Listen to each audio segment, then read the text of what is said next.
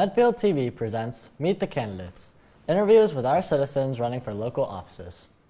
This series is being brought to you by the joint efforts of Carol Mayer, Town Clerk, Kevin Murphy, Medfield High School Social Studies teacher, Aditi Tate, Cheryl Dunley, and the staff of Medfield TV. I am Connor Haskell from Medfield High School. I will be posing questions to the candidate. He will have 2 minutes to respond to each question. Today we are interviewing Mel Seabolt. He is a candidate running for Park and Recreation. This is a position for a 3-year term. There are 2 positions open. He is an incumbent and he is running unopposed. Your first question, Mel, is what new ideas are you looking to bring to the Medfield park system? Well, Connor, basically we're kind of stymied with new ideas. We have plenty of new ideas. Our problem is our facility. Our facilities are limited. We're just about maxed out in bringing any new programs to Medfield Park and Rec due to the lack of space at the FAF Center. And hopefully down the line we'll be building a new building in town which would allow us to increase our programs and to alleviate some of the waiting lists that we currently have for our existing programs. Why are the parks of Medfield important to you? Well, originally I'm from Brookline and grew up there and went through their park system. They had the first park and recreation department in the country, first $1 million budget in the country. Their park and recreation is unequaled, certainly in this state. And just from having grown up within that system and then being a park leader through college on their park system, through work study, I have a tremendous affinity for park and recreation. Initially I came from, in Medfield, came from the Medfield Youth Baseball and Softball program, and I was on their executive board for a number of years, and the former president, Toby Burrell, left Medfield Youth Baseball and Softball to become a commissioner. I followed in his footsteps and seemed to be like the natural progression since Medfield, the youth baseball and softball, they use quite a bit of our facilities. How do you appeal to all ages of people with recreation? Or do you have a focus point? Well, unfortunately, our focus point are all ages, but we do have an age group that is not underserved. They're not served at all, and that's the high school ages, usually freshman through senior.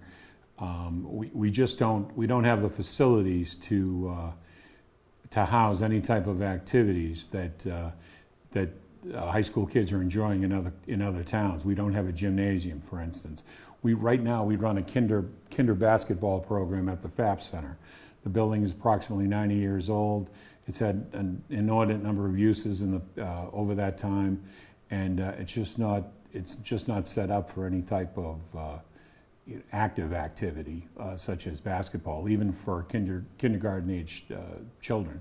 So, if we do have a facility with a gymnasium, we'd be looking for a couple of courts, of course, and immediately would be looking to be starting up a youth basketball league, high school basketball league, and then do other teen-related activities at that facility. How would you enhance the town's recreational activities? Well, it's, I keep harboring back to a facility. Very difficult. We've added a couple of programs. A couple of years ago to our summer camp programs, we added archery, took off, waiting list. It's very, very popular. We were able to do that because we used outdoor facilities. We have a myriad of different outdoor programs, things that we can use on our fields. McCarthy Park is our main complex of fields. We do everything from flag football, youth soccer, lacrosse. Medfield Youth Baseball uses it. We have Nakona is an AAU baseball program. They've actually rehabbed the men's softball diamonds, and of course the men's softball program is also up there.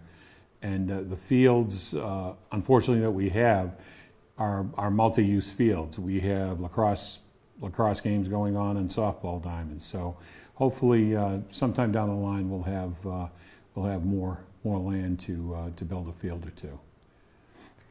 In past terms, what have been the advancements you've made? Well, we have some of the advancements. We've added staff. We have a program coordinator. Our current director, Kevin Ryder, was our program coordinator at one time. He left to go to Wellesley. He was the assistant in Wellesley, and due to a vacancy, our previous director left for Framingham. It was a vacancy, and Kevin, thank goodness, applied when there was an opening, and we did quite a search, and he was clearly the strongest candidate, and he's the face of Medfield Park and Recreation. We look forward to really getting going in the future with Kevin and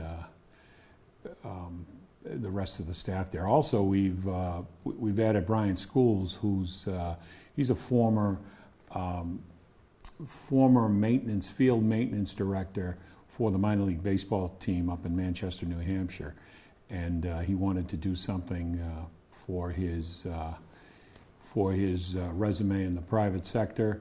He thought he'd try Medfield, and it's been unbelievable. Cost savings has been huge to us, and the condition of the fields are remarkable. We get compliments from parents from outside of town about the condition of the field. So with the right staff and the right facilities, this should be the best programming in the Tri-Valley area. I wish to thank Mr. Seabolt for participating in this interview show. Please remember that democracy is not a spectator sport. Please vote at the Center on Icehouse Road on Monday, March 28th from 6 a.m. to 8 p.m.